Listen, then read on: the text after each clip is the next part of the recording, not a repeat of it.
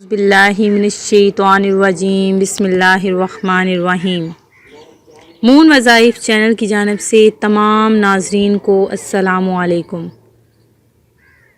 میں اپنا چینل مون وظائف کی جانب سے آپ کی خدمت میں ایک نیا وظیفہ لے کر حاضر ہوئی ہوں۔ سب سے پہلے ہمارا چینل مون وظائف کو سبسکرائب کر لیں اور بیل آئیکن کا بٹن بھی پریس کر لیں تاکہ ہر نئی آنے والی ویڈیو سب سے پہلے آپ تک پہنچ جائے۔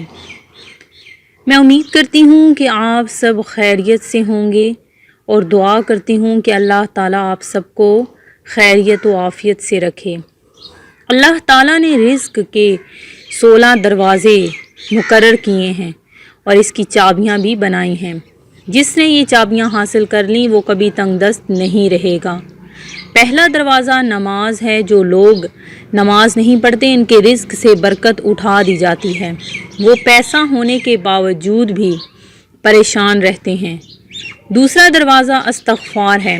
جو انسان زیادہ سے زیادہ استغفار کرتا ہے، توبہ کرتا ہے، اس کے رزق میں اضافہ ہو جاتا ہے اور اللہ ایسی جگہ سے رزق دیتا ہے جہاں سے کبھی اس نے سوچا بھی نہیں ہوتا۔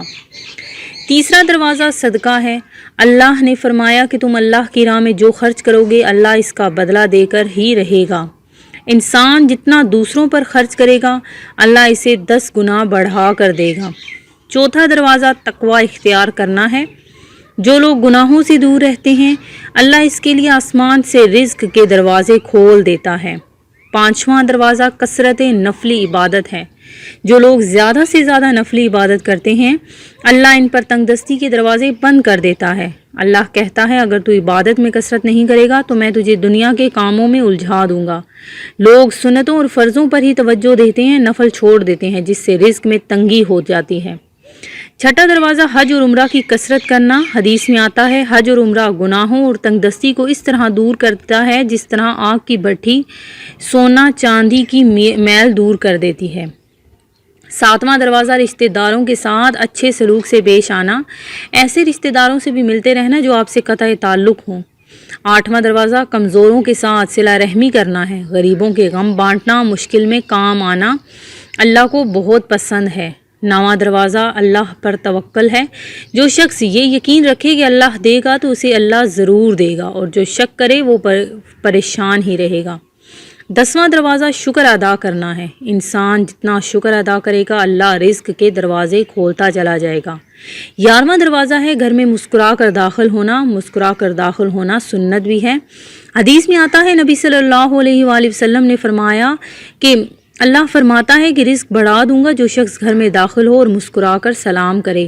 12واں دروازہ ماں باپ کی فرما برداری کرنا ہے۔ ایسے شخص پر کبھی رزق تنگ نہیں ہوتا۔ 13واں دروازہ ہر وقت باوضو رہنا۔ جو شخص ہر وقت نیک نیتی کے ساتھ باوضو رہے تو اس کے رزق میں کمی نہیں ہوتی۔ 14واں دروازہ چاشت کی نماز پڑھنا ہے جس سے رزق میں برکت بڑھتی ہے۔ حدیث میں ہے چاشت کی نماز رزق کو کھینچتی ہے اور تنگ دستی کو دور بھگاتی ہے۔ 15واں دروازہ ہے روزانہ سورہ واقعہ پڑھنا، اس سے رزق بہت بڑھتا ہے۔ 16واں دروازہ ہے اللہ سے دعا مانگنا۔ جو شخص جتنا صدق دل سے اللہ سے مانگتا ہے اللہ اس کو اتنا زیادہ دیتا ہے۔ میں آج کا ناظرین آپ کے لیے خاص وظیفہ لے کر حاضر ہوئی ہوں چونکہ کل جمعۃ المبارک ہے اور آپ نے لازمی یہ وظیفہ کرنا ہے جس سے آپ کی ساری معاشی تنگیاں دور ہو جائیں گی اور آپ کے سارے دکھ درد رنج و غم دور ہو جائیں گے۔ آج کل بہت زیادہ پریشان حال لوگ ہیں اور ہر وقت پریشانی میں مبتلا رہتے ہیں، معاشی تنگی میں مبتلا رہتے ہیں۔ اللہ تعالیٰ ان کو غیب سے رزق دے۔ میں دعا کرتی ہوں سب کے لیے۔